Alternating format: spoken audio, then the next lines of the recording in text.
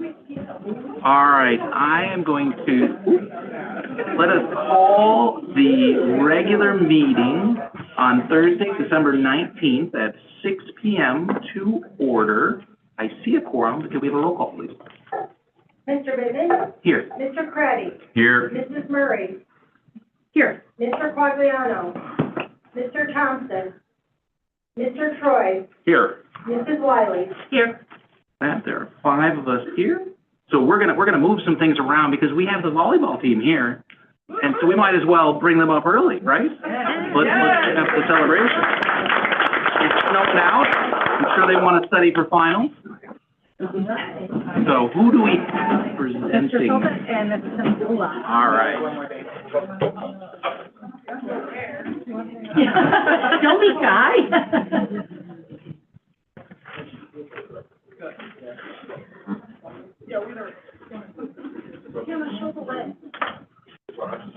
Yeah.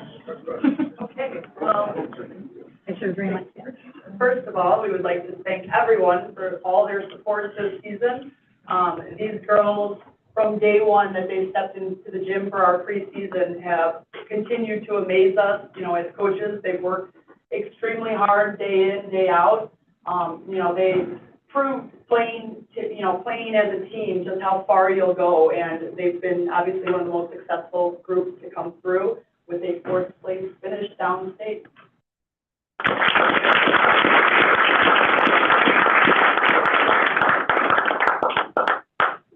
Do you guys want to come on up and just introduce your name and what grade you guys are in, what year in high school you're in? And I think your coach was a little modest too. You guys did fantastic. It was fun to be able to be down there and watch you play and see a couple games throughout the season. But Coach, you also had some big accomplishments this year too. So congratulations to all of you.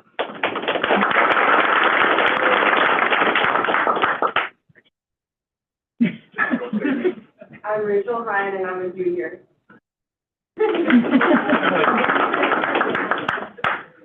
I'm Emily Ernst, and I'm a junior.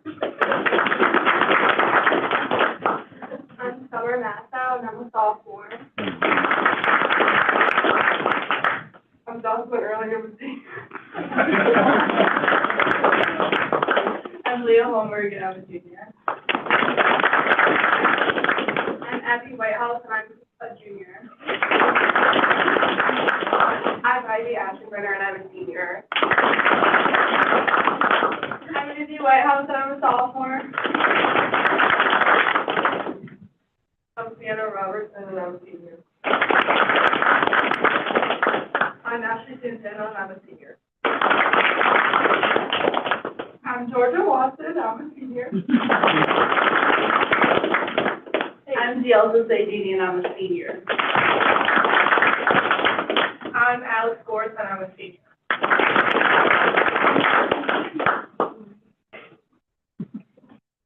I'm Kylie Jenkins, the freshman coach.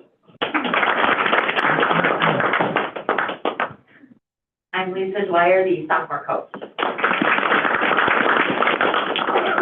Can we solve this when I graduated?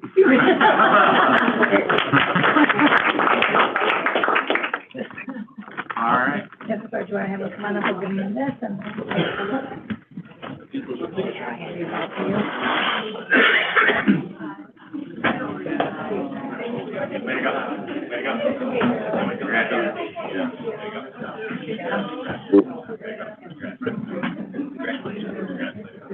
Thank you.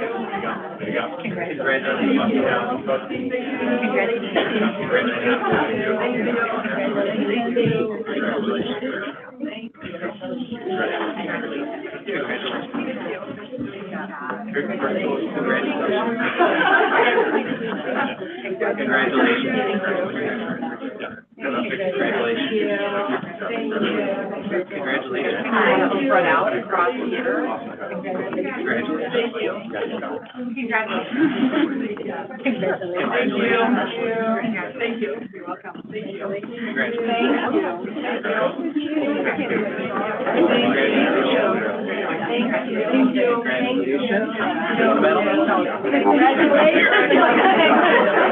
you.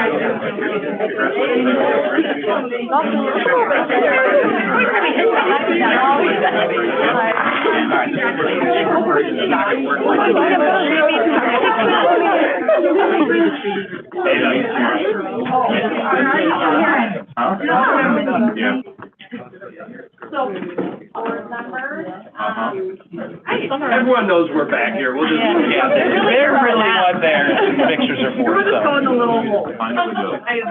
Yeah, that would be great. Can all of you guys kind of? And then parents, you can come up closer. Parents, don't be bashful, come up.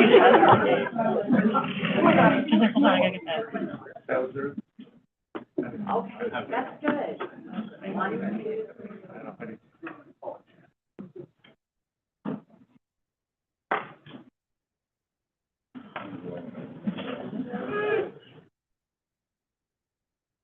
Good. Yeah. Congratulations. Thank you, thank you. Was that our highest patient ever?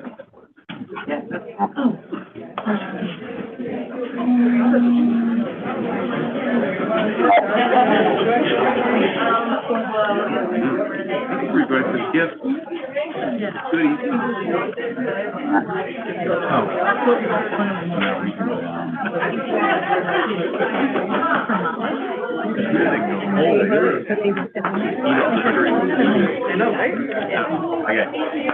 Thank you so much. Really coming down. All right, now, Thank you. congratulations again to the volleyball team. So I'll move to number 2, which is I'll make a motion to move into closed session at 6:06 PM as indicated in the Open Meetings Act as outlined in our agenda here. Can I have a second, please? Second. Thank you, Mr. Craddy. And can we have a roll call vote? Mrs. Wiley? Yes. Mr. Troy? Yes. Mr. Thompson? Yes. Mr. Quagliano? Mrs. Murray? Yes. Mr. Kratty? Yes. Mr. Bitten? Yes. All right, that will downstairs.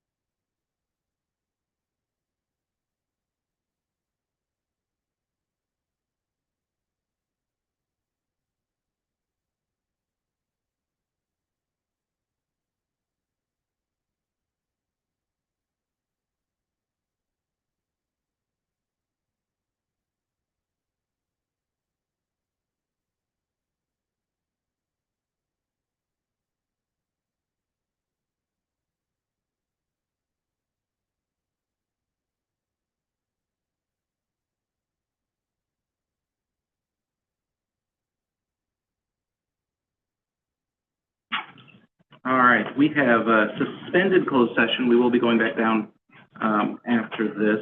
So we're gonna move to suspend closed session here, voice call. So I guess we will resume in public session at 7:14 p.m. Can I have a roll call, please? Mr. Grady? Here. Mr. Bivin? Here. Mr. Troy? Here. Mr. Quagliano? Mrs. Murray? Here. Mr. Thompson? Here. Mrs. Wiley? Here. With 6 of us present, we'll move on. No action yet from closed session, so we move on to number 4, the Pledge of Allegiance. Ms. Barr, who do we have? Good evening, board. Tonight we have some Conley Broadcast Club students. These are 5th graders that are going to lead us in the pledge.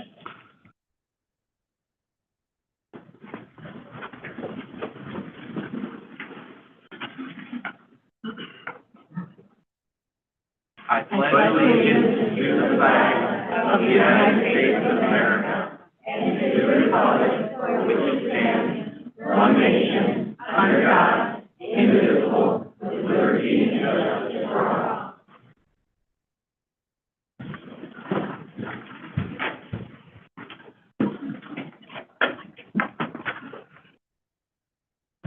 Here is the broadcast club at Conley Elementary. We at the school to create a newscast for the school. Segments are edited to change the background, add special effects, and music.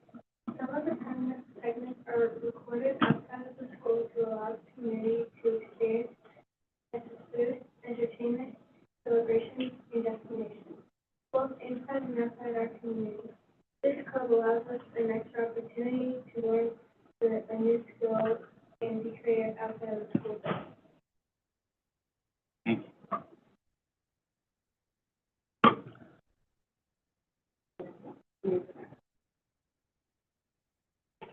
What's the coolest special effect you've made?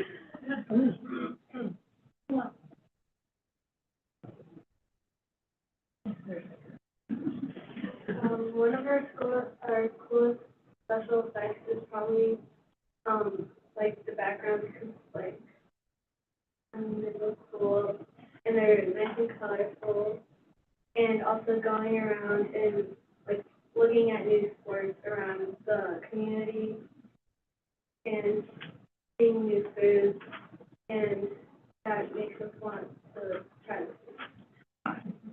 Thank you for that. I didn't mean to put you on the spot, but thank you. You did wonderful. All right, so they're going to come around? Okay, yeah.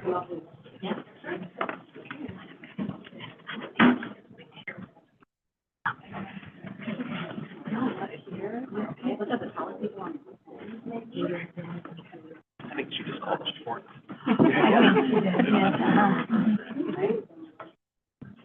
And parents, don't be bashful. You can come up. Don't worry about it. Don't be bashful. There's no reason to be bashful. Will you guys look at me to work with that one? Thank you so much. 1, 2, 3.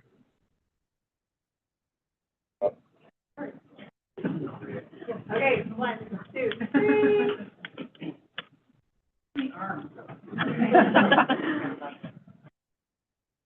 Good job, guys. Thank you.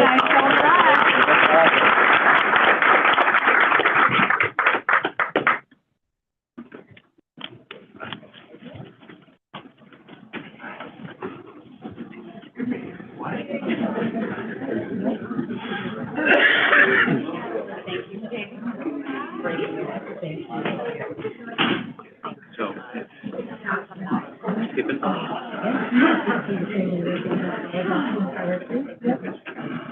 So we did recognize the volleyball team earlier, right when the meeting started, at around 6 o'clock. So with that, we're going to move on to public comments.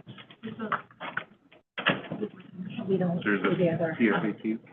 All right, so I will start with the Huntley Area Lions Club.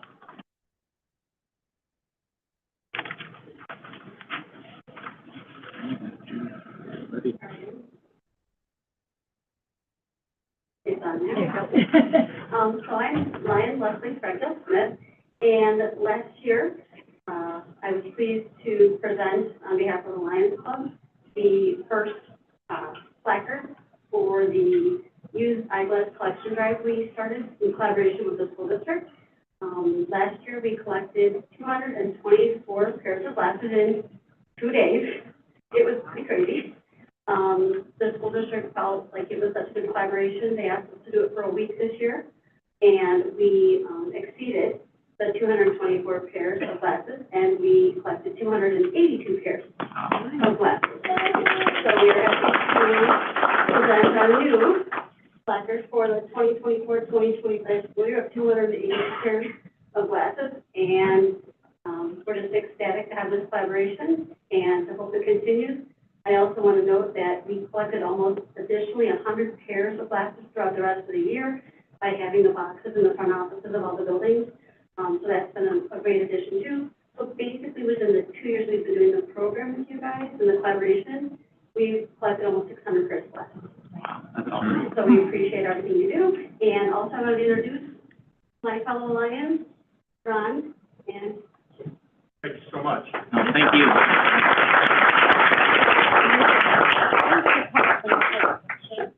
you know that come up here, I'm not doing this. Yeah. Come on, Lions. Bring the team.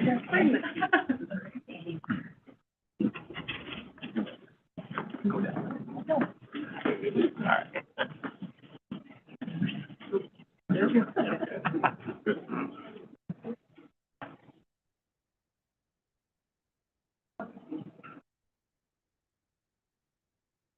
And kids, don't be bashful, you can come up and take pictures.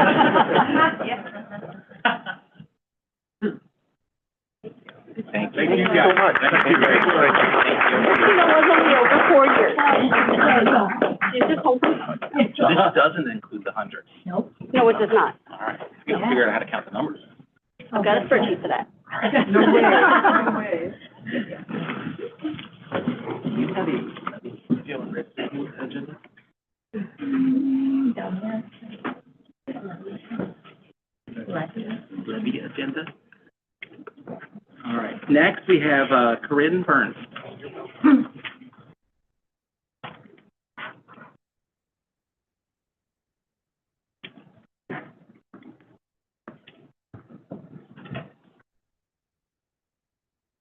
She's shorter than me. My name is Corinne Burns.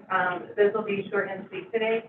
I had the pleasure of volunteering in 2 of my kids' classrooms for their holiday parties. It's one of my favorite times as a parent to be able to get in their classroom and see things firsthand. You make observations that you wouldn't know otherwise. And those parties were both fun for the kids, volunteers, and teachers. But I did want to bring one observation to the board meeting today.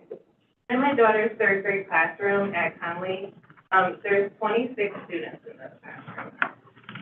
Upon finding this out, I learned that my son's 4th grade class also has 26 students. I'm not sure why the class sizes are so large. I was under the impression that we had smaller class sizes in our district. And I don't know why they're so large this year, or they've always been this large like this. So my question was, what's the average class size at our school?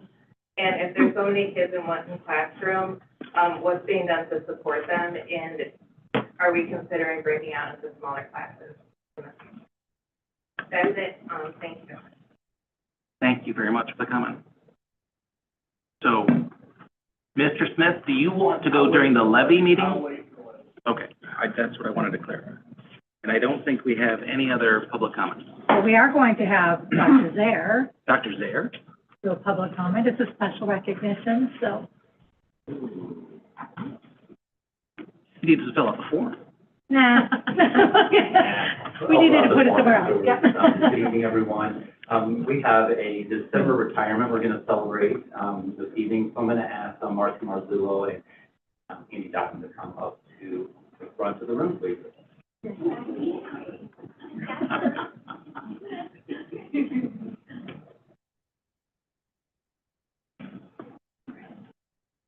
Hello, good evening. All right, ready? All right. So Angie Dockman helped open up McCabe almost 20 years ago and has been an educational dynamo for the last 35 years. She started teaching when I was 8 years old. I tell her that all the time. I have had the absolute pleasure of getting to know you these last 2 years. Your energy, positivity, creativity, and love for children is always present and abundantly evident. Her laugh is absolutely infectious, and her humor is on the hilarious slide of a slightly inappropriate, which I love so very much.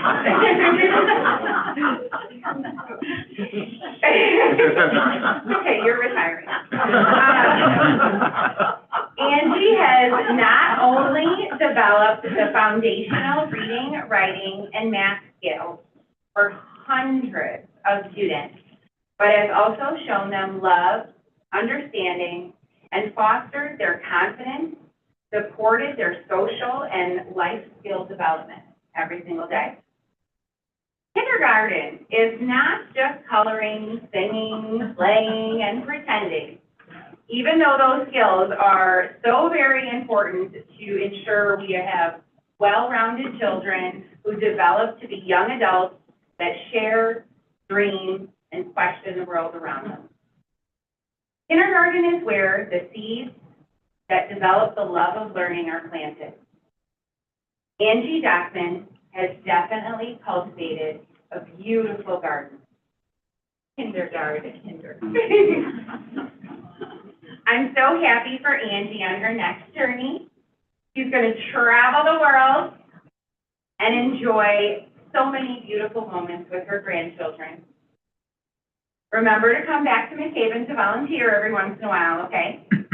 And just thank you for being a role model teacher, a stellar teammate, and just an absolute joy to be around. Thank you, Mark.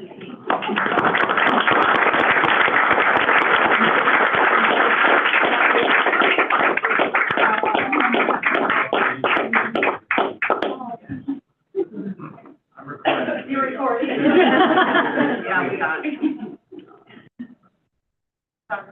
Trophy. Yeah, I'm taking it home. Anybody that knows me knows I take it. Thank you.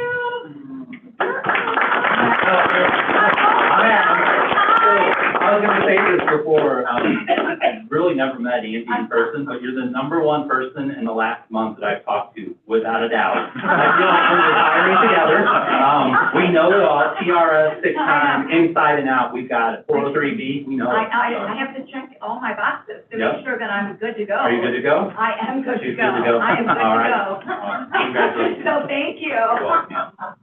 Oh, Oh, thank you you wanna- guys. there you go. I'll just say real quickly, thank you so much. I have loved every bit of District 158. I've had the most fabulous relationships with teachers and administration and parents and students, and this is a wonderful, wonderful school district. And it'll always hold a special place in my heart. So, and my own children went through the school district, so extra special. And they're doing fabulous right now. Set them up good. So thank you very much. Congratulations. Thank you very much.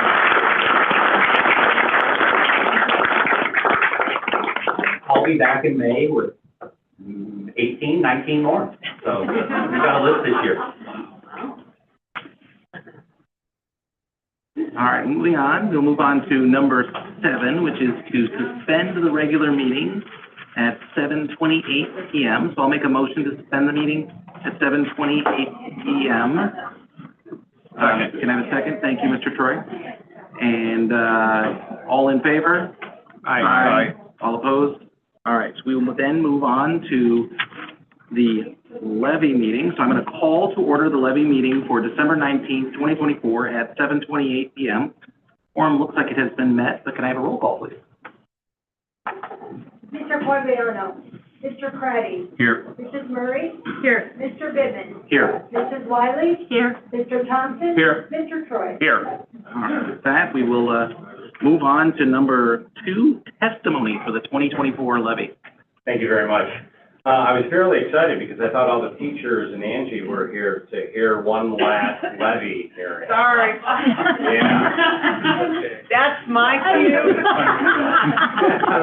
I've been through all those levies, I know. I'll stay.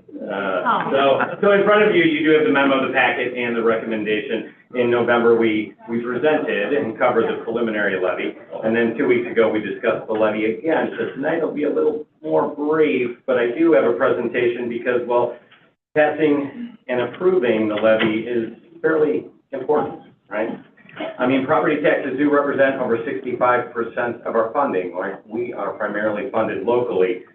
And I think the majority of the folks here, whether you're in the audience or you're sitting up here with us, we all own homes and we all pay property taxes. And I think we recognize and realize that when we get that bill in September and June, it's a big bill, right? And I think we also recognize that on an annual basis, it goes up.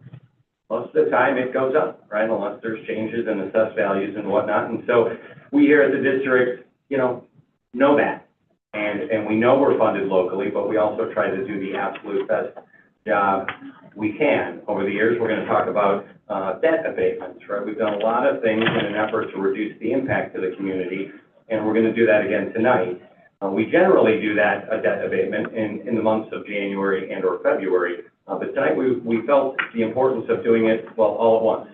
So the community knows exactly what we're passing tonight, and they'll know what to expect come June and September. But it's also important to know the importance of the levy because it's really about our why, right? We use those funds, we use all of those funds for what we do, right? The mission and what we do is from kindergarten, right, to 12th grade, from athletics to activities to fine arts, right? All those moments in time that get our students to graduate, right? To get them to be better people in life beyond high school, that's what we do, right? And that's what these dollars are used for. So our commitment to the community is, well, to continue to do those great things for the kids you see up on the screen, but to also recognize the fact that we understand it's a big bill and we're going to do everything we can to manage within our means. And if there's an opportunity to give back to the community via an abatement, we will do so, which I think the presentation will show. Tonight, we're going to briefly cover PTEL defined. I think it's always important to understand what the property tax extension law limitation is. We're going to talk about the 158 tax rate because that's important, but we're also going to talk about it benchmarked versus a lot of local districts, just so that we all have an understanding of where we are from a tax rate standpoint. We'll talk about historical CPI and the impact of PTEL on that, historical abatements. And then we'll ultimately get to the 2024 data points, but it's levy 23 up there, I'm sorry. Same agenda as last year, but it's a 2024 data points, and we'll talk about the 2024 levy, and ultimately end with a recommendation. So the property tax extension law limitation, we commonly refer to it as the tax caps, or PTEL, right, limits the increase in the taxing district's total property tax levy for the consumer price index of the previous year, or 5%, whichever is lower. And if you recall, the last 2 years, well, we've had very high consumer price indexes, and so we were limited by what we could ask the community for, and that was 5%. And this year's CPI is 3.4%. So we'll talk, in the next slide, we'll see the history of CPIs and where we are this year, again, at 3.4%. But I do like this slide because this slide really points out, right, what our neighboring districts, right, Crystal Lake, you'll see Crystal Lake at the top. They have the highest tax rate around for K through 12 districts. But I included Crystal Lake because Crystal Lake is an example of where they have two districts. They have 155 and 47 combined. And if you're a taxpayer in Crystal Lake, well, you're paying both of those taxes. So you have to add those tax rates together. And so their tax rate is $6,077, $6, if you will, per $100 of EAV. Whereas you can see, well, we're at the bottom. We have a fairly low, a relatively low tax rate at 4.375. This is last year's tax rate, by the way, because this year, 2024 levy has not been finalized. But when you look at this for a $300,000 home, and I used that number, $300,000 market value home, because EAV is 1/3 of your market value of your home. So a $300,000 market value home has an EAV of $100,000. $100,000 per $100 VAV at that tax rate of 6.077. That means that the Crystal Lake folks, just the folks living just north of us, their tax bill would be $6,000, $6,077. Whereas our tax bill, if you live in Hunt Lane, you're part of this taxing district, would be $4,375. So that's how to understand that. So essentially, if you're north of us and you have a $400,000 or $500,000 home, you're paying anywhere from $2,500 to $3,500 more in property taxes per year. So that's why the importance, we have this up here, is so that we understand the importance of the tax rate. This is the Consumer Price Index by levy year. So you can see over the years, right, the Consumer Price Index has been relatively low. These last 3 years have been, well, unusually high. I think we know that, right? On the screen, we don't show the Consumer Price Index that we actually had in 22 or 23 because we maxed out at 5%. So I'm only showing 5% for 22 and 23. But the previous 7 years, we had an average CPI of about 1.73% over those previous 7 years. And that's kind of important. But also over the years, we have done things to reduce that impact to the community. Certainly on an annual basis, on a daily basis, we talk about operational efficiency. We try to do the best we can internally, but when we do have dollars available where we can reduce the impact to the community, we do that through debt abatements. And so here is some of these are hard to see, but this is a chart showing all of our debt abatements from the district going back to 2011. And some of those in 2011-12, those debt abatements, we did those large debt abatements of $2.3 million and $4.5 million because we had the cash available. But we also knew those were tough times back then, and we actually reduced the impact of the community to zero. So we actually abated that much debt so that the overall impact of the community would be a flat increase in property taxes. And then over the years from 13 through 18 levy years, we abated $400,000. We had took a pause there for 3 years. And then over the past 3 years, we've abated $750,000, $1.16 million. And you'll see $110,000 up there for this year. And we'll talk about that a little later tonight and maybe on the next slide or two. But I wanted to show you that and what the impact of those abatements had on the extended CPI, the extension by levy year.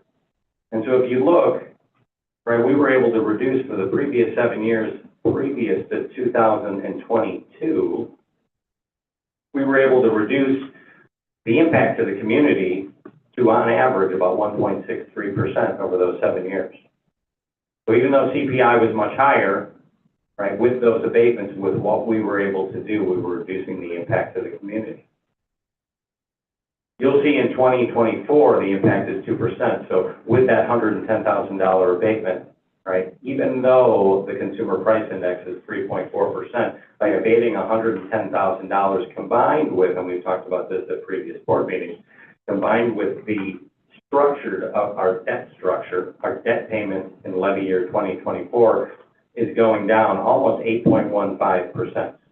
And it's going down by 8.15% because over the years when we were restructuring our debt, and it was just a few years ago when we knew the Consumer Price Index was going to be very high, we know we wanted to lessen the impact to the community, so we structured our debt with a decrease of over $1 million, approximately $1 million in debt for levy year 2024.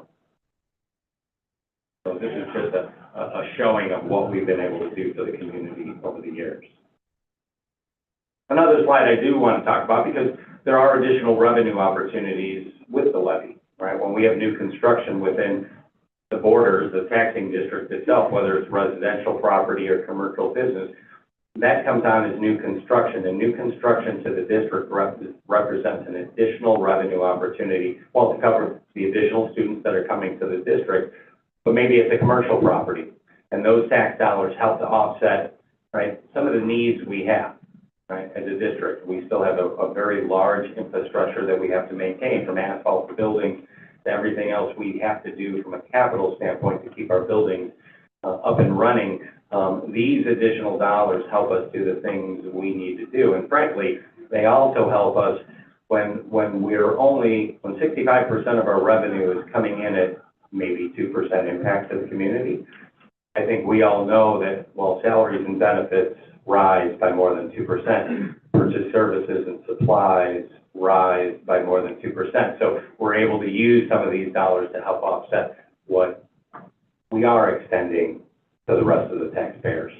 So that's kind of important. This past year, you can see we have rising new construction, which is good.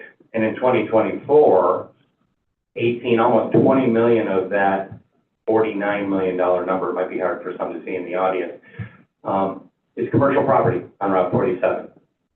But we still have about $30 million of residential property. We're unlike a lot of other school districts, right? We have very little commercial property. This year's a big win on new construction with commercial property, but most districts, and especially to the east of us, they've got a lot of commercial property. So all that property up and down Randall Road, as an example, goes to District 300. And it's very beneficial to the overall tax base because those are additional dollars coming in whereby they don't have any students, right?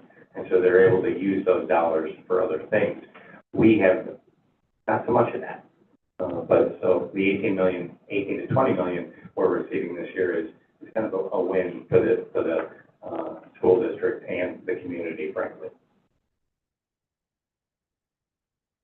Now to the data points, the 2024 data points for the property tax levy. The cap tax rate is expected to decrease. We talked about last year's tax rate at 4.37. Well, we have an increase in property value, a significant increase. The increase in property value with new construction is over 13% this year. So that's good for the homeowners because market values are going up. And with that increase in EAV, we are expected to be at a tax rate approximating $4.07, down from $4.37.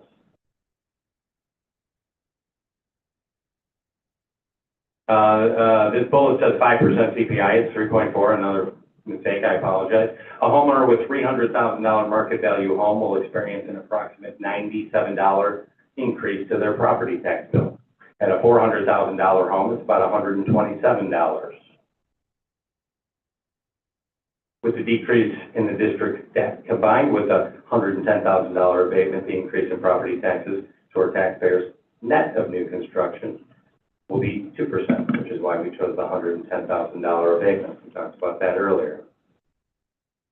And the levy is ballooned, and every year we have to balloon the levy. We have to ask for more than what we think we need because all of the numbers that we have from new construction to EAV are estimates provided by the county. And in an effort to make sure that we kind of don't leave money on the table, so to speak, we have to ask for more than we think it's going to be. So we ballooned our levy by 1% or $851,000 to cover an underestimate of new construction. That would cover us for an additional $20.9 million in new construction. Although highly unlikely, we have had this, we have ballooned our levy by 1% each and every year, as all districts, especially in the Collier County, do on an annual basis. The total levy request approximates $85.97 million. And I end with this slide because, well, I love this. I saw this picture this year, and it's the future Red Raider class of 2037. Right? We have students now, our kindergartners are actually graduating in 2038. And the passing of this levy is yes, it's important for this year, it's important for next year's revenue, but it's a revenue stream, and it's critical to the students of 2038, right? Because they've got 12 and a half more years of schooling so that we can make them as good as the kids that just left here, like Angie's kids. So I'd like to end with this picture, and with that, I'd like to make the recommendation to the Board of Education to approve the 2024 levy as presented at $85,970,155, which includes the 3.4% increase in accordance with the property tax extension law limitation. And as I noted, there is an agenda item on the abatement, and we do have an abatement resolution to pass actually before we ask the board to approve this later this evening. And I will open it up for any questions or comments. you may have. Any comments from the board? I guess, the only thing I would add is this is actually the last step in a pretty long process.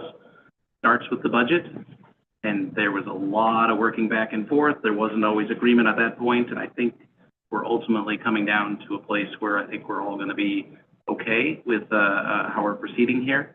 And that part of the discussion last month was around setting us up for next year to do a similar 2% type increase, even with the changes wherever CPI is, and we don't have the advantages on debt, understanding that there's an abatement around $450,000, if I remember the numbers correctly. Correct, and that will depend upon where CPI ends up with the remaining few months that we have. Yep. So I think it's a culmination of a lot of work over the year to this moment. So if there's no other comments, we'll open up to public comments. So I know I have one, Mr. Smith.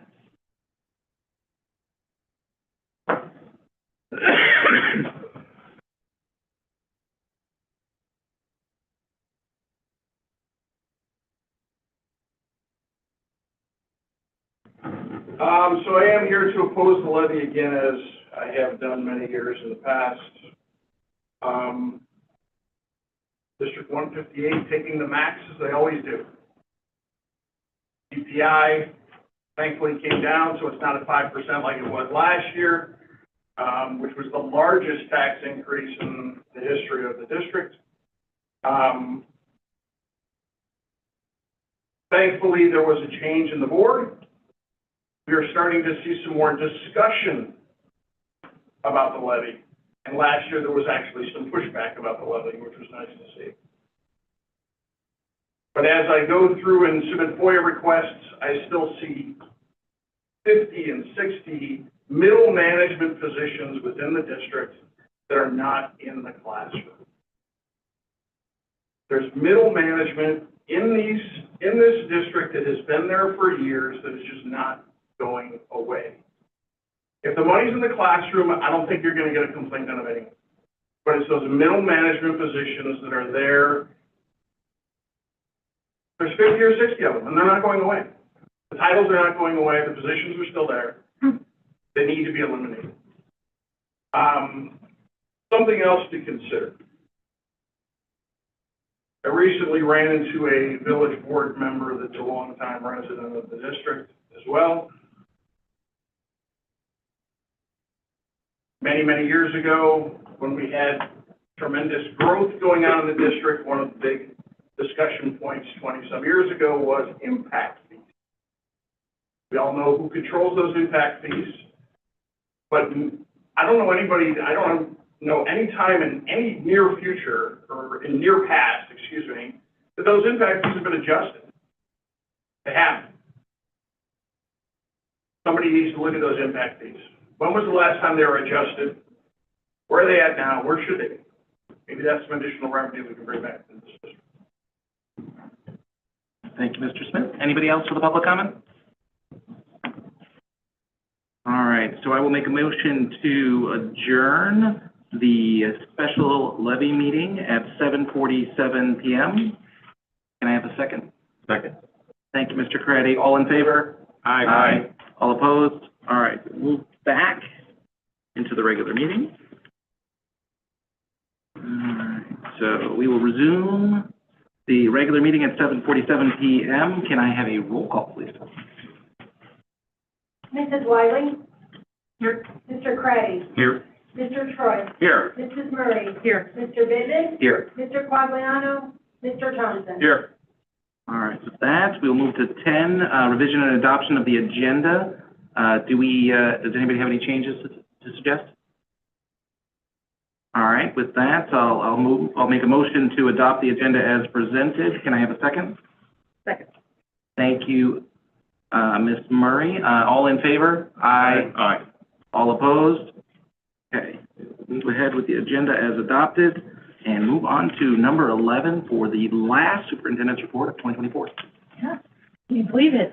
We're here, the end of the semester tomorrow, and the second quarter for middle school, and right smack dab in the middle of the second trimester for elementary. This year is flying by.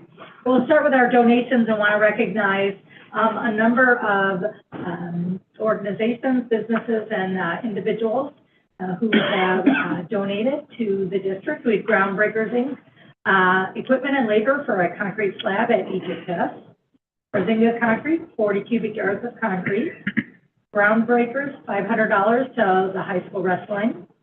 The Huntley Boosters, $1,000 to each, to the Bass Fishing Club, girls lacrosse team, and girls volleyball team, boys soccer team, and the boys lacrosse team. Huntley Festival Foundation, $1,000 to Huntley Football. Enhanced Network, $500 to HHS Wrestling. Joe Barthel, $250 to HHS Wrestling. Clear Cut Orthodontia, $250 to Wrestling. Bricks and Ivy LLC, $500 to the HHS Wrestling. FYH Bearings, $5,000 to the incubator course. And Superior Electric Technologies, $750 to the wrestling team. So thank you to all of these businesses and individuals and organizations that are supporting not only our extracurricular, but also some of the academic components that are going on in the district. So again, we thank all of them for that. And then just a few highlights to kind of update. Just a strategic planning component. Mrs. Barr has got a communication going out tomorrow. One thing I do want to update, we've talked a little bit about kind of branding it, putting it together, and the name that we landed on together, we both wanted the same one. So it's perfect timing and whatnot. But Huntley 2030, building tomorrow together. So it's going to be a large number of stakeholders working on this together. And as we are looking at tomorrow, we want to make sure that we are including all of those voices. And so we had some portrait sessions looking at getting students and staff community members to start coming up with some ideas around our 3 portraits. And we'll be sharing more of those with our steering committee and whatnot. So the communication that will be going out, we don't want to put it in the newsletter where it might have gotten lost. So this is really important to have this as a standalone.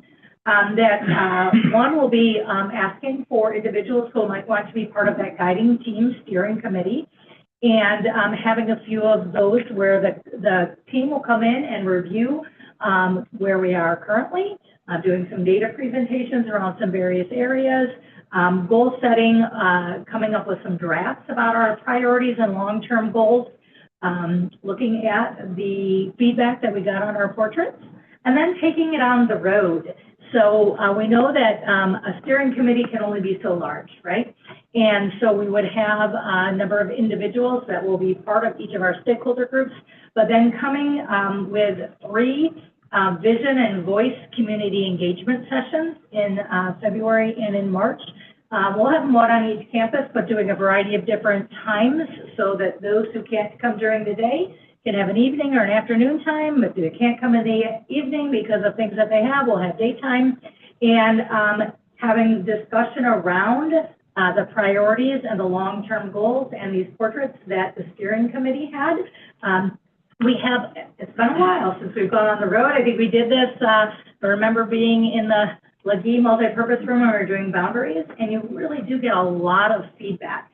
We talk about how important it is to have that community engagement and wanting to add those community vision and voice sessions to be able to ensure that we have that opportunity for everybody to talk about what's going well, where our opportunities or threats, and kind of looking at some strengths and areas of improvement.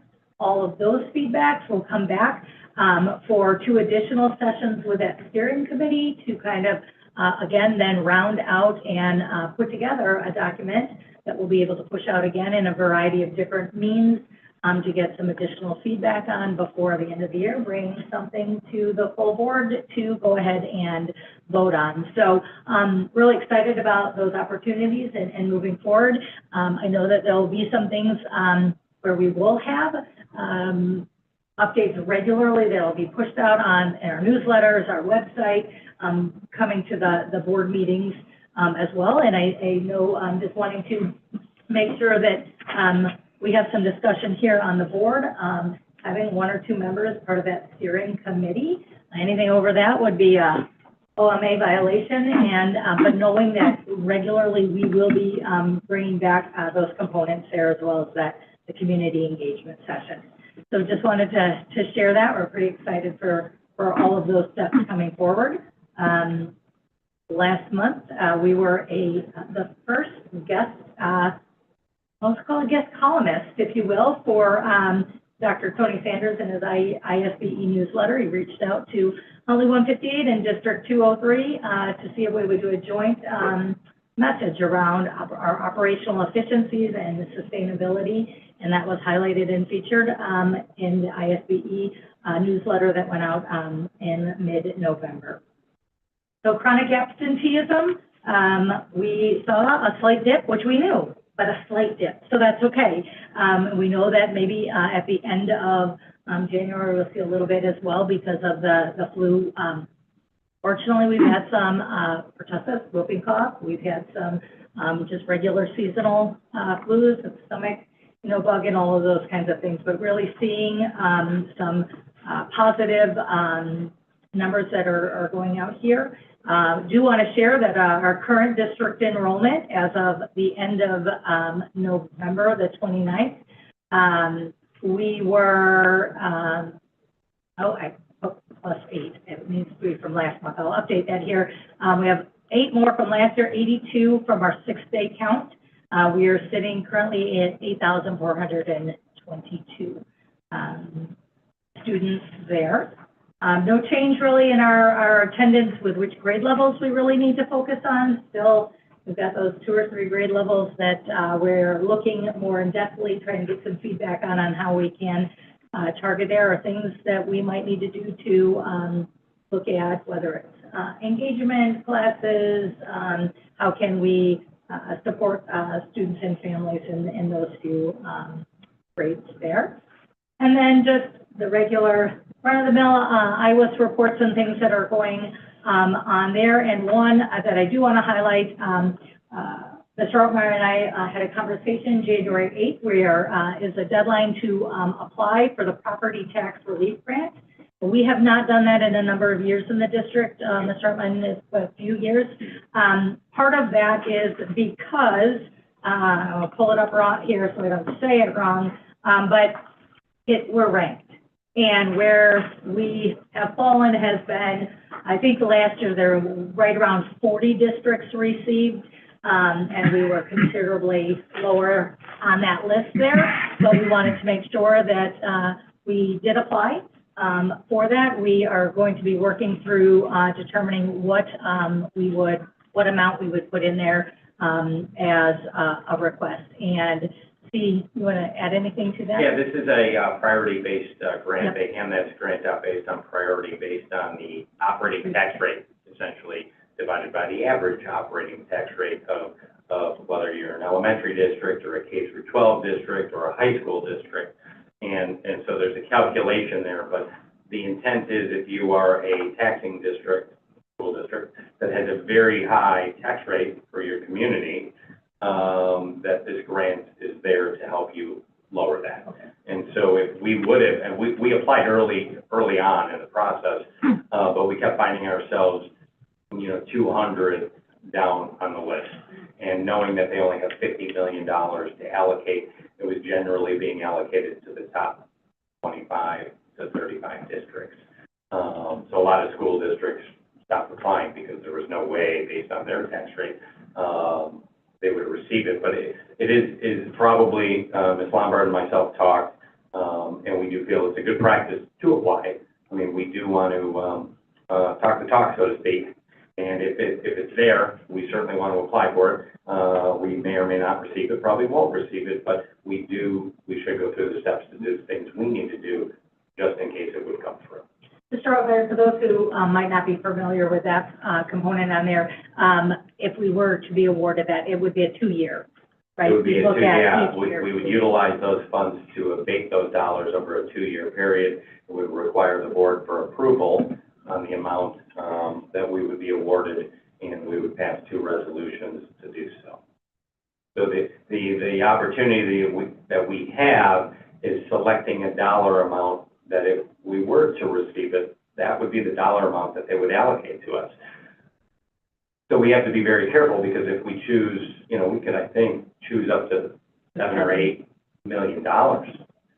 But if we were to abate $4 million per year, that would be good for 2 years, but then our taxpayers would get really used to that huge benefit, and it's like having a funding cliff, because there's no guarantee in that 3rd year that you're gonna be eligible, right? And frankly, we may probably not gonna be eligible, but it's important on the number you choose, because the expectation is if you are allocated, awarded those funds, that you take those funds. And because if you don't take those funds, they don't go back into a pool and nobody else in the state receives those.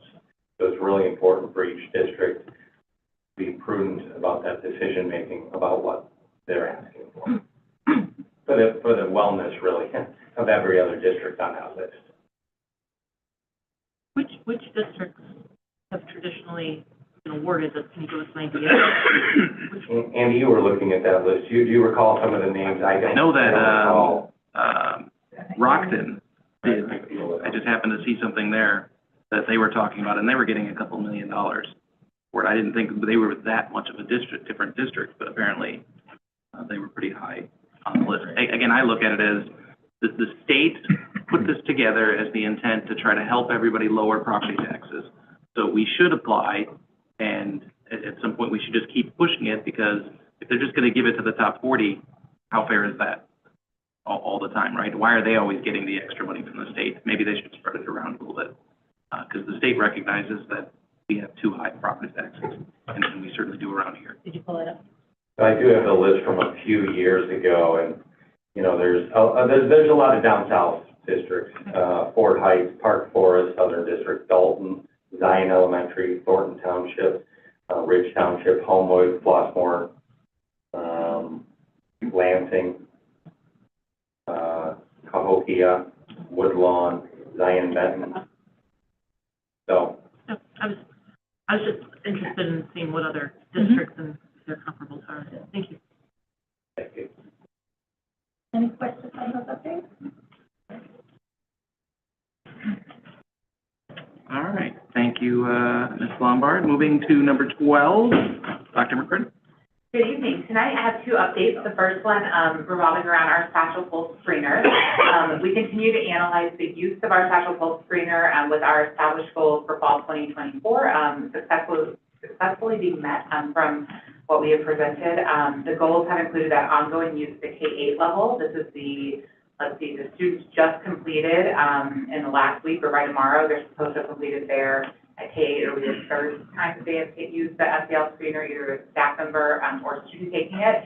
And then at the high school, it was just the 2nd time that they have utilized that screener. We've gotten some feedback from some key stakeholders, teachers, students, families, intervention teams, and how they're using this data.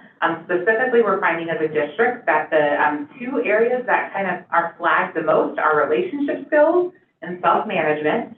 And then the 3rd one is self-awareness on an overall basis. And so what we've done at a tier 1 level, which means for all students, is at the high school level, some of the Raider Way lessons have been more focused on maybe some goal setting. How do I help to monitor my emotions, I guess, whenever something might happen. At the elementary level, a couple of examples, I know that some teachers and also some principals have been utilizing some picture books that might relate to those skills to help teach and facilitate some lessons and adjusting those.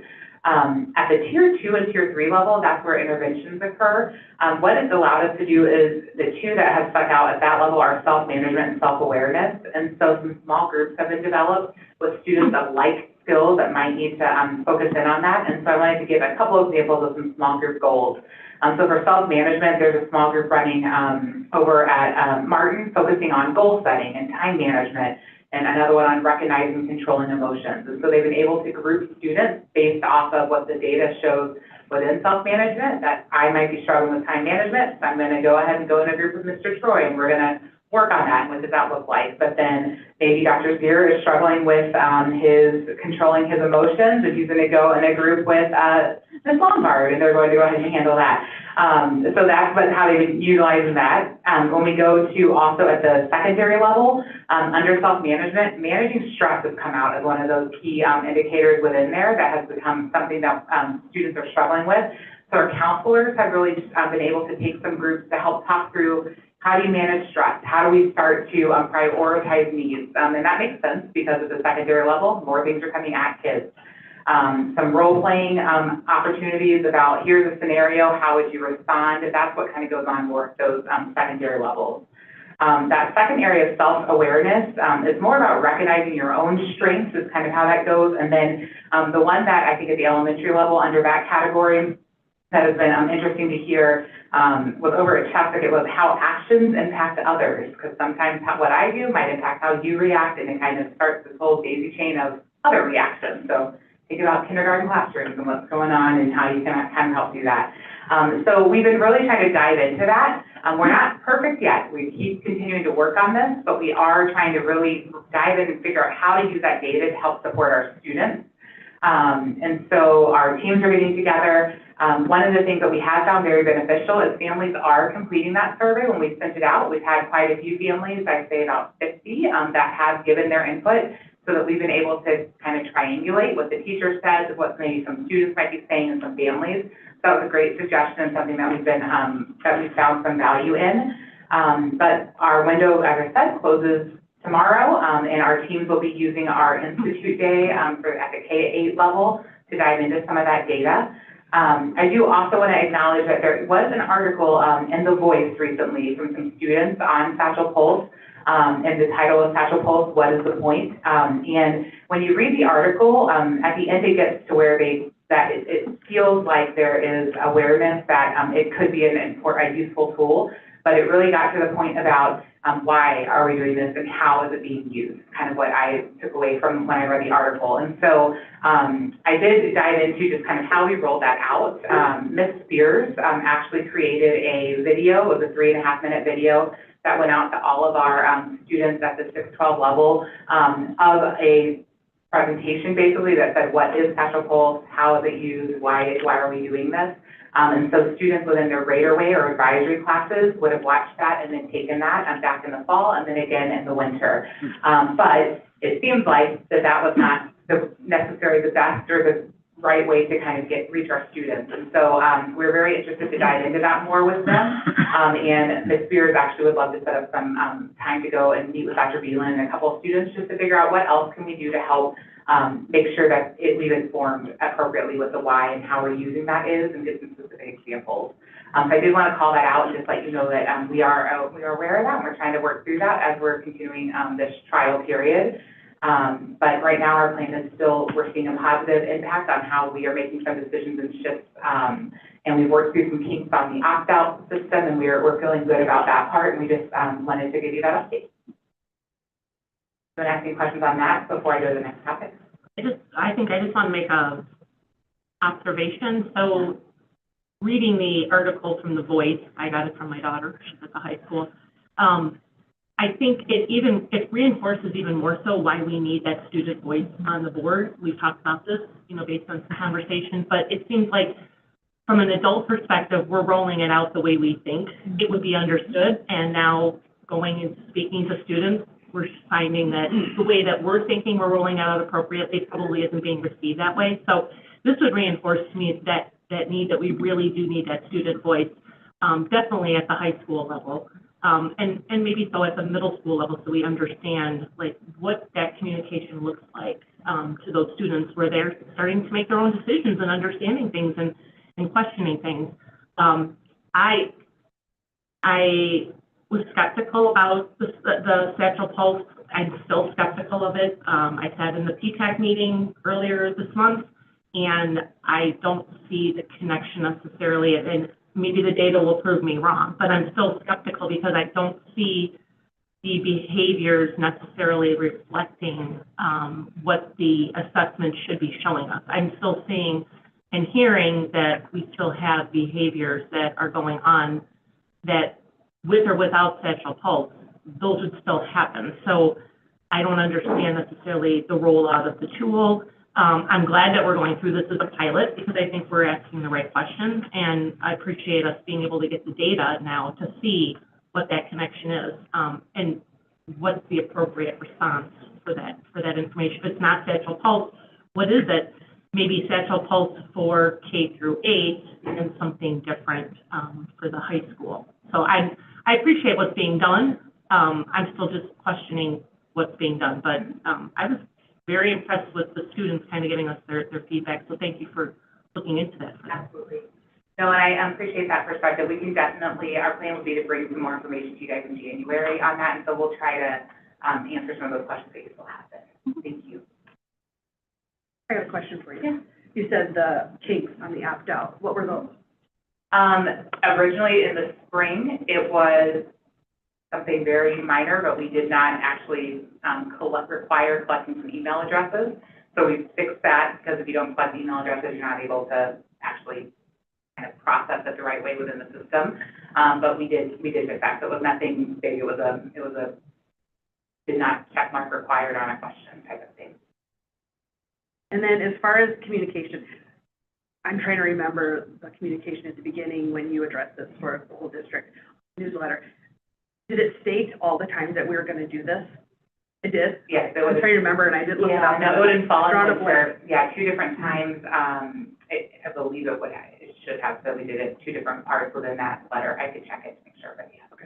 I was just curious because if some didn't opt out of the first one and they wanted to the second one. So I didn't see any information sent out that this was happening this weekend. And I go, oh, it probably was on the first one, and I didn't look it up, but I just wanted to confirm that. Yeah, it was definitely a one-time opt-out, so in that original thing, it was you opted out by, September, I believe it was something 3rd or 4th, and then not for the whole year. Gotcha. Yeah, thank you. All right. Thank you. The second topic I had on here was the NASSP Student Leadership Conference in Chicago. So every year we bring to you guys any overnight trips that we would be approving. And this one did not make the list originally, but it's a great opportunity for our students. Not often is a national conference actually here in Chicago, and so it is. And it is basically a conference for all of the leadership organizations. So it's National Honor Society, Student Council, and other leadership groups. So we do have some students who are wanting and planning on attending from the Principal Leadership Council, National Honor Society, and Student Council. And it's a leadership conference where they get to go and build their own leadership skills and hopefully bring that back to Huntley and their organizations that they lead. And so we just wanted to give you an update that we believe that that's something that's great for our students. I know Dr. Beeland is trying to find other opportunities to build leadership among students because they're the future, and they're the ones that we really need to help build up and get their voice heard. So we're excited about that, but it was not on the original list, and so we just wanted to let you guys know that. There's no vote or anything needed, just an update.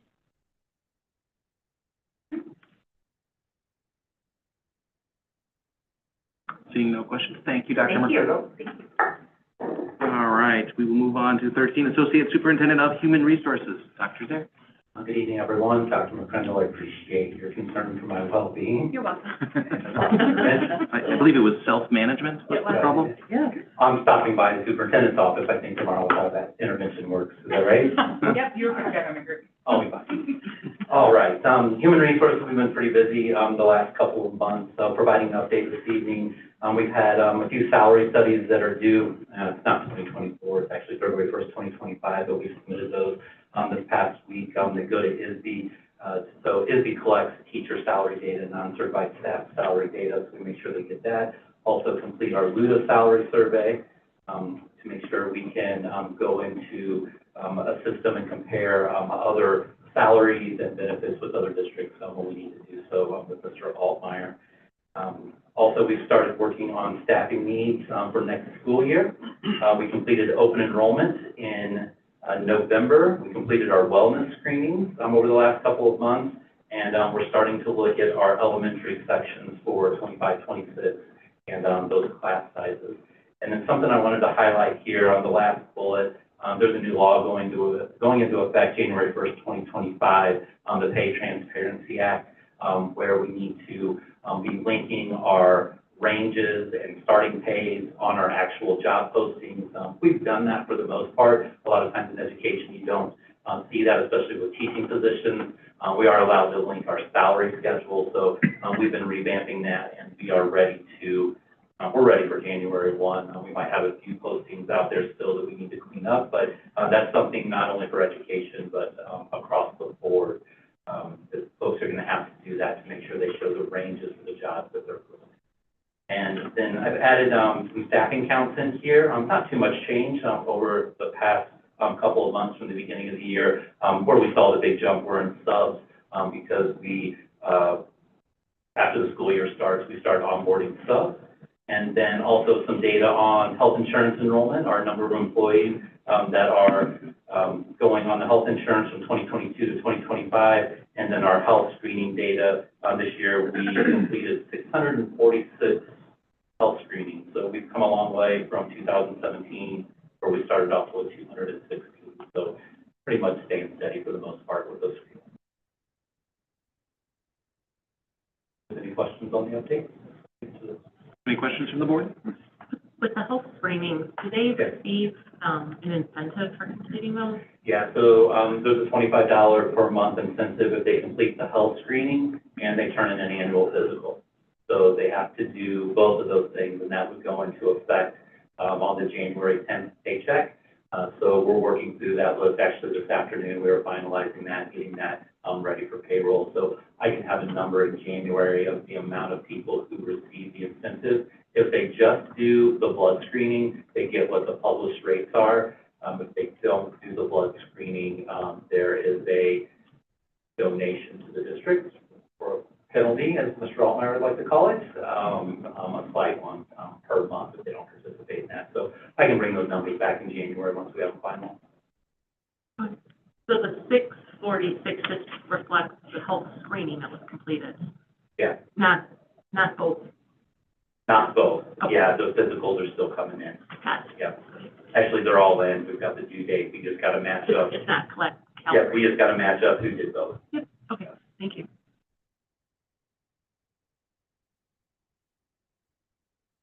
Thank you.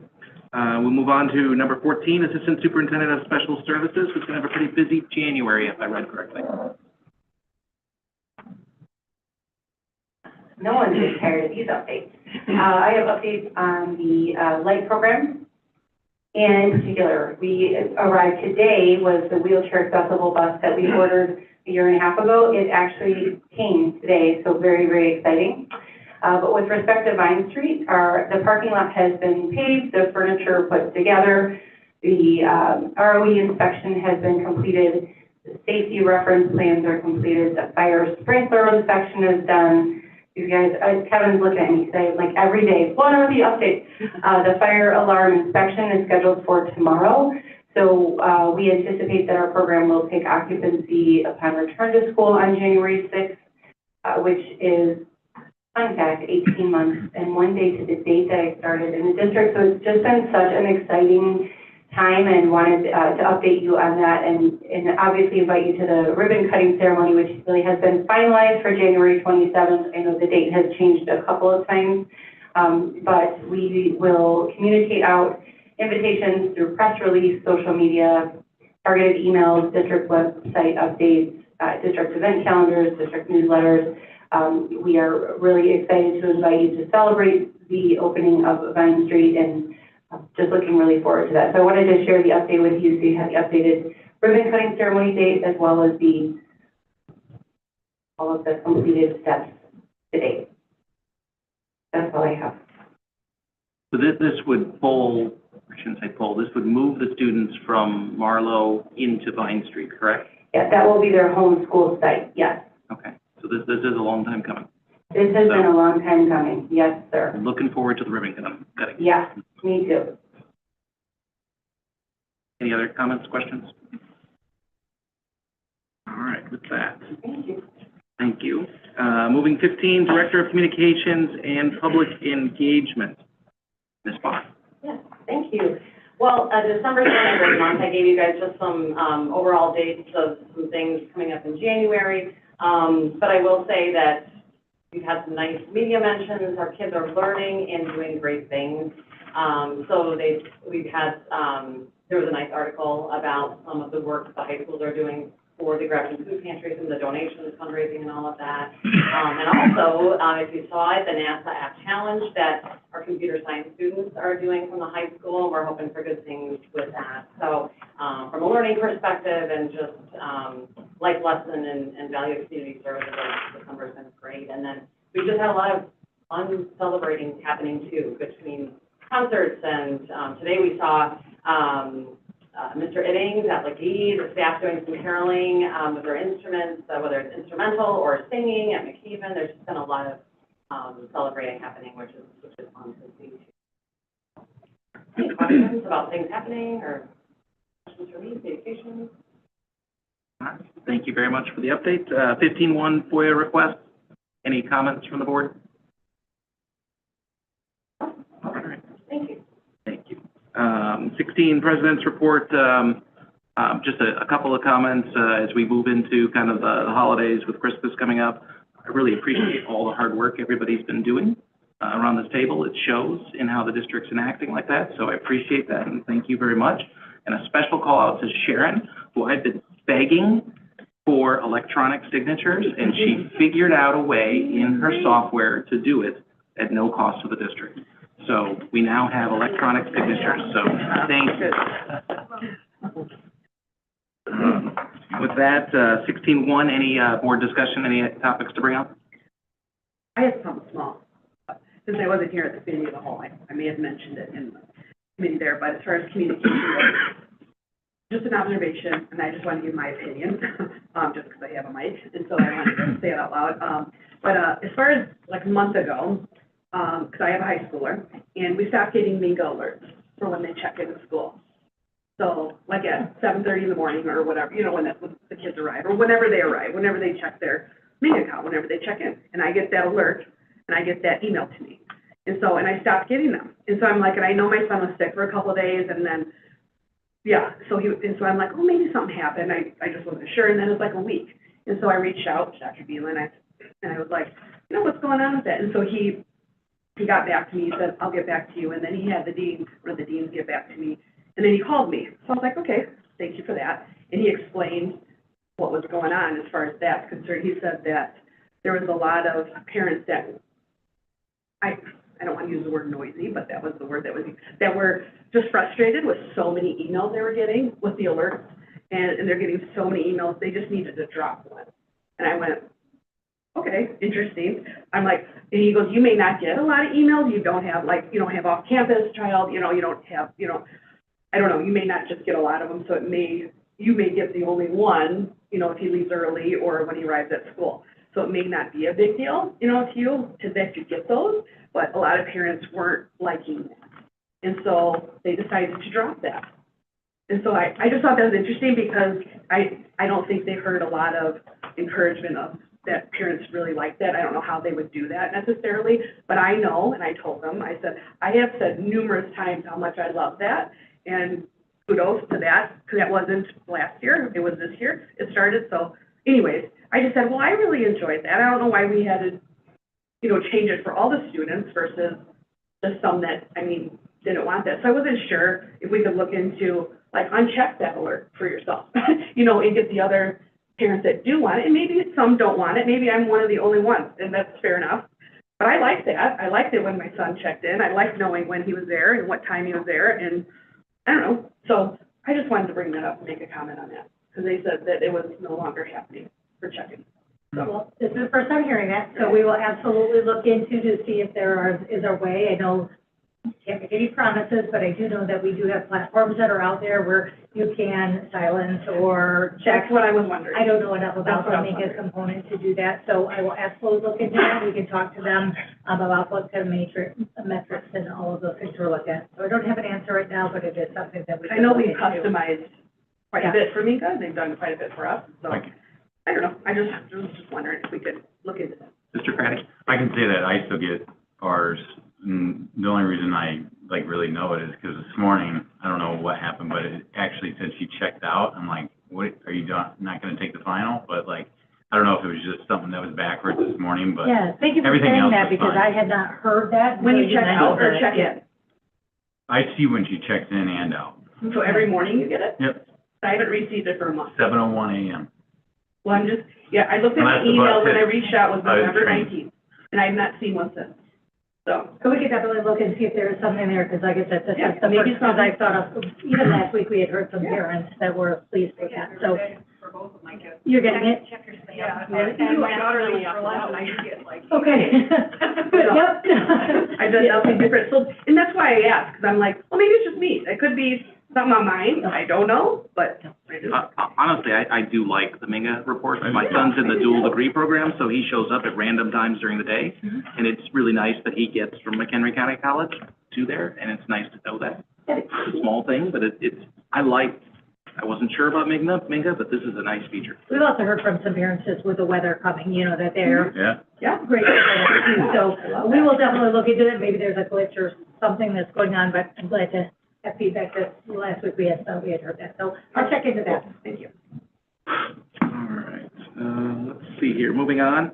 16.2 Vision 2030, so this was, put in here just kind of as a heads up. In January, we're gonna need to have a discussion. IASB has asked us to endorse, this, so they've given us a resolution, it's all canned and things like that. My request is for the board to look it over. We'll have some discussion in January about it, of if we want to support what's in that. I think in history, I think sometimes we have, sometimes we haven't supported these, so, it's a good discussion to have, at least on the future of education, at least how the Illinois, groups are saying that, so. No discussion on that. 16.3 minutes. Any issues with the, December 5th, minutes? Okay. Look at that. And 17, the consent agenda. Any discussion around the consent agenda? If not, I'll make a motion to approve the consent agenda as is, which is 17.1, 17.2, 17.3, 4, 5, and 6. If I can have a second, please. Second. Thank you, Mr. Craddy. Can I have a roll call, please? Mr. Bivin? Yes. Mr. Quagliano? Mrs. Wiley? Yes. Mr. Craddy? Yes. Mr. Troy? Yes. Mr. Thompson? Yes. Mrs. Murray? Yes. All right, with that, the consent agenda passes 6-0. So we'll move to 18, action items. 18.1, HR personnel report. Dr. Zare, any additional comments? No additional comments. All right, any comments from the board? All right, with that, I'll make a motion to approve 18.1, the HR personnel report. Can I have a second, please? Second. Thank you, Ms. Wiley. Can I have a roll call vote? Mr. Troy? Yes. Mrs. Murray? Yes. Mr. Thompson? Yes. Mrs. Wiley? Yes. Mr. Quagliano? Mr. Bivin? Yes. Mr. Craddy? Yes. All right, 18.1 passes 6-0. So move to 18.2. This was brought up in the committee of the whole discussion last time, but Dr. Zare, the CASARDA demography and enrollment study, do you want to add any comments to it? Mr. Altmeyer and myself, met with John Casarda, looking at the demography and enrollment, statement of work, for $11,900. It matches up with one of our KPIs. Essentially, this will allow us to, project enrollment, over the next 5 to 10 years. It'll give us a low, mid, and a high range, definitely help us to predict, class sizes a little bit better. This will be back to us in March, February to March, which will be perfect timing, as we're sorting out, sections, especially with all of the houses going up, especially for the campus right now. But the district as a whole, definitely due for an enrollment study to get a better feel on what's going on out there. Okay, any discussion from the board? I'm looking at his scope of work, and the only thing that I don't see covered is, will he be taking into account any potential migrants? So we've had an influx in Illinois. I know we haven't had quite the same influx here in McHenry County or specifically Huntley, but is that contemplated at all in his study? I don't think he discussed that in our call, but we can follow back up with him to see if, I would find it hard to believe they don't have some type of formula for that, but we can follow back up and. Yeah. I think it would be helpful for us just to understand what that potentially could look like for us from a financial impact, because if it's going to be similar to what other school districts in McHenry County are doing, then maybe it's something that all the districts need to bring up to our regional office of education on how we best address that situation, and how other districts are addressing it as well. So if we could, I'd just like to see the information on that. Yeah, absolutely. If he has it. Yeah. Thank you. Yeah, I guess the only thing I would add is I want to make sure that he's specifically looking into the number of live births in McHenry County. It wasn't explicitly called out, but some of the language, I can't imagine you could do this without doing that, but I just want to make sure that that's there, because the trend there is very clear. And I will make sure to follow up, but I recall in our conversation with him, Mr. Altmeyer, he did mention that. Perfect, thank you. Any other discussion? All right, so I will make a motion to approve 18.2, the CASARDA demography and enrollment study. Can I have a second, please? Second. Thank you, Mr. Troy. Roll call vote, please. Mrs. Murray? Yes. Mr. Bivin? Yes. Mr. Thompson? Yes. Mrs. Wiley? Yes. Mr. Troy? Yes. Mr. Craddy? Yes. Mr. Quagliano? All right, with that, 18.2 passes 6-0. So move on to 18.3, the Wold Capacity Study. Dr. Zaria. Yeah, the World Capacity Study, also one of our KPIs, the second part of KPI 4.2. This would bring in our architect role to analyze how we're using our current buildings with classrooms. They start to look at, the different programming in the space that they take up. So these two studies would be going off at the same time. When we get that enrollment study back, we're going to be able to help us understand a little bit better on what these buildings look like. So Allison from Mold would come out and start meeting with us in January, and we'd be going building to building, essentially, and taking a look at the classroom space that we have and how it's being utilized. And essentially, with the enrollment study coming back, they would be able to make any recommendations if we need to make any changes. Any discussion from the board? I guess I have two comments on this. One is, you mentioned classroom study. Are we measuring teacher space, admin space, those kind of things as well in the buildings? Yeah, because from originally when these buildings were built, there's obviously been modifications made. So they'll be looking at that too, but they'll also be looking at the general space. I think one of the things we'll have to provide to them are parameters. When we have had empty classrooms, because the enrollment has gone down, we may have individuals where our classroom may have turned into an intervention space where maybe in the past some other rooms had been 2 or 3. We'll look at our push-in models, our self-contained classrooms, all of those. So that's one piece that we are going to have to provide information about our programming and our parameters, because while space might be utilized in a way, it may not need to be utilized that way. And in some cases, with some of the modifications, we need to make sure that, if we are looking at some of our self-contained programming, that we are looking at components that maybe motor rooms, those kinds of things that may have had to be added to make sure that the services are being there. So our input and those parameters are going to be incredibly important, and then they'll go out and review those spaces. Because I know some of our buildings, if you look at this campus, there are a lot more office spaces, if you will, where some small group or might be some of our support staff would have offices, where if you were to look at the buildings that were, built out like OD, it's a different configuration, and they may not have as many of those spaces. So we'll have to make some decisions and thinking. We know that there's some space that is being utilized right now at Marlowe that won't be being utilized at Marlowe in the coming months, and that frees up some of those.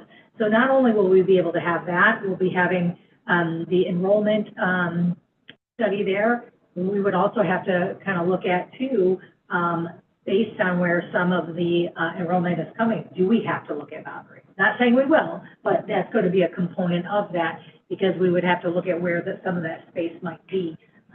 Marlowe is just much larger than Heinemann. If we have to look at some of those things down the road, all of that information will be pertinent to be able to look at. Okay, thank you. How is that going to tie into the portrait of graduate concept that you've been talking about? Like, when we start to look at what these graduates might like to be, if the trades, for instance, are going to be something that we're going to see an increase in, would this capacity study be able to reflect that potential desire for us to maybe utilize classrooms in a different way, in looking at, building out space for more automotive technology or, more building type of opportunity? I think one of the pieces that, especially when we're looking at needs of new classes or courses, not only for an interest base, but we're going to get, when we had our last, portrait meeting, we had, staff and parents there. We talked about Generation Alpha. Those are the kids that are in our building right now. We have some Gen X but the majority is our Generation Alpha. And what does that student learner look like? How do they learn best? What are the jobs, we don't know, that are going to even exist there? And how do we prepare for those components? When we think about the courses that might be needed, we also need to be thinking about, well, do we have the space, and should we be planning for that? And so, yeah, I think that's definitely something as we're walking through, we can look at opportunities of if some places have culinary. You know, what would that take? What would we need to do there? What are, you talked about some of the automotive pieces. So I think that's something that as we look at pathways and as we look at courses, we have to keep, there's a cost to maybe a textbook and a staff member, but then we should be looking at what also would we need to do to retrofit or build on to areas to be able to support those, because our learners are changing and their needs are changing, so the space may need to change as well. Yeah, I mean, I know that we offer, for instance, like the CNA, we do a partnership with MCC, which has been really successful. Obviously, that requires the student to be able to drive to MCC and back. So I know that there's other schools in this county that have actually moved that program out of MCC. It's still a partnership with MCC, but it's being taught within a high school environment. So maybe if we continue to see that enrollment in some of these dual degree programs or these offshoot programs that MCC is offering, can we move them to the school? Because I imagine we have some students that would love to be able to take advantage of that, but the transportation issue is what really is holding them back. And if we can minimize that or mitigate that, that would probably bring more students into those programs. And that's actually a course that has been on the potential recommendation for a number of years now. And we've worked through what that looks like for the staffing component. We've looked at the courses, we've looked at all the requirements there.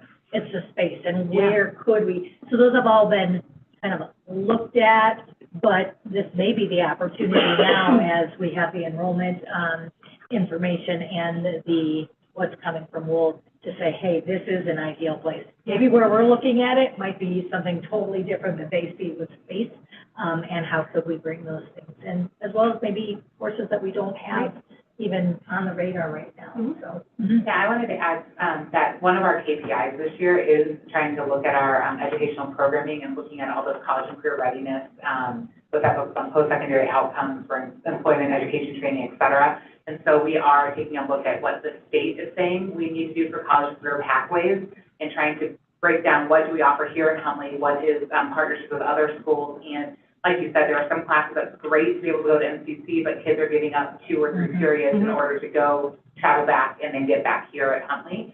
And so for the nursing, the CNA one specifically, there is a grant that we're hoping to apply for in spring, which would be about looking to see if Northwestern would be able to help support some funds for some building type of thing. If we were able to get some funds, we'd be able to work with whomever and kind of help figure that out. But we, that's one of those parts where it's hard to navigate with the space, you know, but I see that as definitely potential for sure. And I think we have to consider too, it's not just, it's the space, obviously. So, I mean, this is a great opportunity for us to see what that space looks like.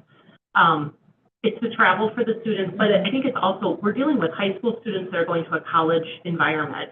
And I know just with my own student that was doing it, one of the things that we found really challenging was having her IEP accommodations respected at MCC. There wasn't a communication that was done really cohesively between what Huntley does, which is exceptional, in my opinion, and what MCC to be able to support that. There was a real big disconnect.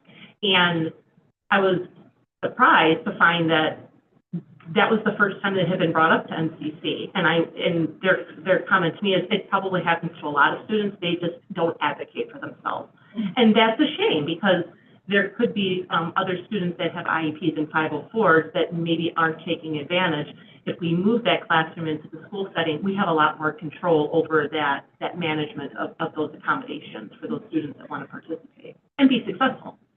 And two, a big focus is always on the high school and looking at that, but as we look at, you know, careers and some of our pathways, and how do we bring some of that down earlier to our middle schools? Yeah. And so, definitely those could be some things as we're walking through, with Wold that we can take a look at space and all of that at middle schools as well, because we definitely do need to bring this down earlier.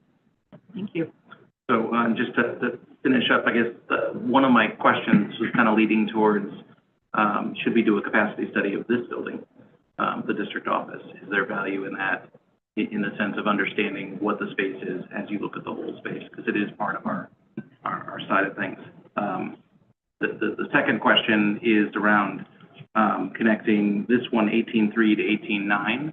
I'm noticing we're going to give, $90,000 for basically consulting work to Wold. Is there an opportunity to negotiate with them a little bit? The 75,000 for that is a pretty steep thing in 18.9. Yes, great question. There's more than consulting for the life safety survey. Just presenting to you, there's just getting this reported to the state of Illinois, to ISB. And they have given us a lower fee because they did this 10 years ago, 2015, at a lower cost per square footage since they're doing it again. Okay, so you think you've already negotiated that piece into it? Yeah, and I'll provide more detail when it's. Okay, all right, that's fair. So any other discussion? So good discussion around the capacity study. Maybe we can just have them, ask them to, if we give them both, to throw in the district office capacity study. We can ask her. Go ahead. I have faith. So, any other discussion? So with that, I'll make a motion to approve 18.3 Wold capacity study. Can I have a second, please? Second. Thank you, Mr. Craddy. Can I have a roll call vote, please? Mr. Thompson? Yes. Mrs. Wiley? Yes. Mr. Bivin? Yes. Mr. Troy? Yes. Mr. Quagliano? Mrs. Murray? Yes. Mr. Craddy? Yes. All right, with that, 18.3 passes 6-0. We'll move to 18.4, supplemental purchase orders and accounts payable. Any additional flavor? Nothing else to add on this one. Any discussion from the board? All right, with that, I'll make a motion to approve 18.4 supplemental purchase orders and accounts payable. Can I have a second, please? Second. Thank you, Mr. Troy. Can I have a roll call vote, please? Mr. Quagliano? Mr. Craddy? Yes. Mrs. Murray? Yes. Mr. Bivin? Yes. Mrs. Wiley? Yes. Mr. Thompson? Yes. Mr. Troy? Yes. All right, with that, 18.4 passes 6-0. We'll move to 18.5 payables. Any additional color on that? Yeah, the only thing I do want to add, this line item is typically, and it was actually at the committee as a whole, we pull that off of consent because, well, within that consent that was approved 2 weeks ago, under payables, there was a Lion Electric purchase order. And because we issued a purchase order to Lion Electric for those 4 electric buses.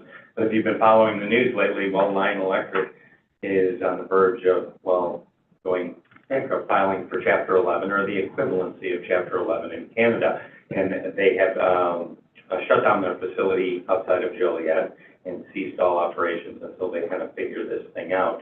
So we are pulling this off of consent because we do not want the board to approve that purchase order. So we have appropriately pulled out that one purchase order and reduced the amount that you're seeing here. So this is the exact same thing you saw 2 weeks ago, minus one purchase order for Lion Electric. And we are working with our attorney and working with Bluebird Electric, seeking other options for those 4 electric buses, and we will keep the board apprised on that. All right.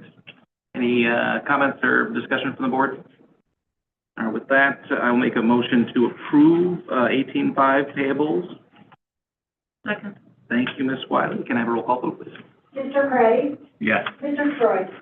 Yes. Mrs. Murray? Yes. Mrs. Wiley? Yes. Mr. Bivin? Yes. Mr. Quagliano?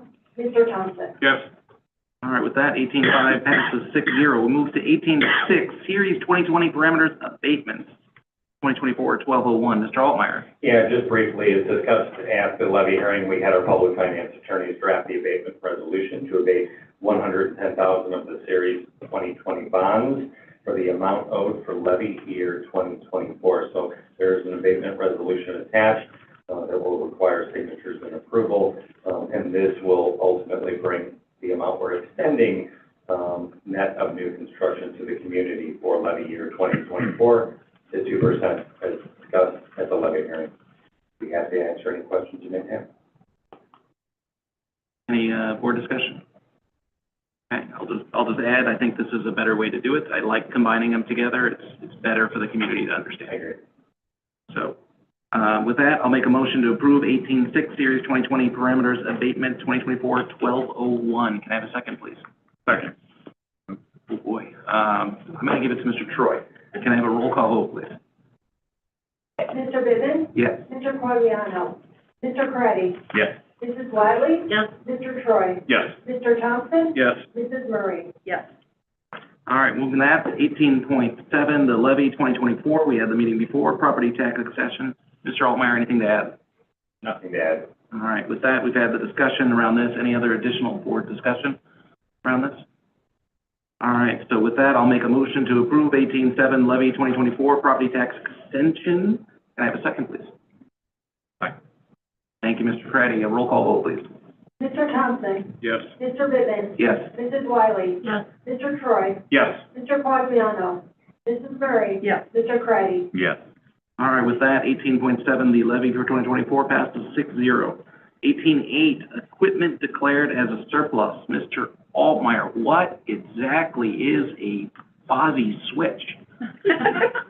Boy, I wish my technology team was here. I looked it up. It looks like something for, Something that needs to be declared as surplus. it was the most interesting thing I found on that list. I was gonna say nothing flavorful, but apparently you found something. Yes. Yes, it was quite interesting. Yeah, just a lot of, turned-in laptops and Chromebooks, many of which we do harvest a lot of the parts coming off Chromebooks. Some of the laptops, but mostly the Chromebooks, so that, when students do, turn in a Chromebook or have an issue with a Chromebook, a display or a keyboard, we have those parts internally to go ahead and make those repairs internally, saving us some money. So, pretty much standard operating procedure here. Actually, And I will find out what that it is. was a koosh switch. It was like little koosh balls, remember those little things? Yeah. And then it's on this switch. I found, there's an image on Google. So it was Sure. quite interesting. And, it is part of our surplus. So, Okay. any other discussion for the surplus from the board? All right, with that, I'll make a motion to approve 1818 equipment declared as surplus. Can I have a second, please? Second. Thank you, Mr. Thompson. Can I have a roll call? Mrs. Murray? Yes. Mr. Corretti? Yes. Mrs. Wiley? Yes. Mr. Quagliano? Mr. Troy? Yes. Mr. Bivin? Yes. Mr. Thompson? Yes.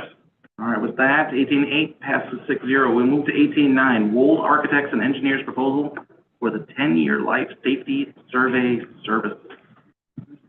Mr. Lindquist. Thank you. In accordance with the Illinois School Code, this survey must be conducted every 10 years by a architect holding a license in the state of Illinois. This was last done in 2015 by Wold Engineering. In this proposal, you'll see the list of the buildings. We have added to the buildings the two light program buildings and the ALOT building as well. Those were not done in 2015. That being said, Wold has given us a lower fee of a nickel per square foot. They normally would charge a dime, 10 cents. I've spoke with other facility directors about this survey, and some fees have been as high as 15 cents a square foot. I feel that the fee that they're giving us is a very respectful fee. And I'd like to administration to approve this proposal for the 10-year life safety survey by Wold Engineering, and I will talk to them about the other survey as well. Thank you. Any board discussion? Okay, so this is, I understand it is a requirement by Illinois It is a state requirement. law to use an architectural firm for that. Correct. I believe they design most of these buildings. Walk- Should be pretty straightforward. All the facilities, takes a while. They put a report together. They present the report to the board. I think it's reported to ISB every 10 years. Yeah, so I did a little search on this. It made me a little nervous because what it looks like is we're paying them to quote for a bunch of things to upgrade. And then we're going to get a whole list of things that we should go do. And we're going to build a second floor onto one of these buildings or something like that. Possibly. I'm just kidding. So any other discussion around this? All right, so I'll make a motion to approve 18.9 Wold Architects and Engineers proposal for 10-year life safety survey services. Can I have a second, please? Second. Thank you, Mr. Troy. Can I have a roll call vote, please? Mrs. Wiley? Yes. Mr. Karati. Yes. Mr. Troy. Yes. Mrs. Murray. Yes. Mr. Bivin. Yes. Mr. Quagliano. Mr. Thompson. Yes. All right, with that, 18-9 passes 6-0. I'm looking, is there any public comment? No. All right, so no additional public comment. So we are going to go, I'm going to make a motion to resume closed session at 8:48 PM. Can I have a second, please? Second. Thank you, Ms. Murray. All in favor? Aye. All opposed? We can move downstairs.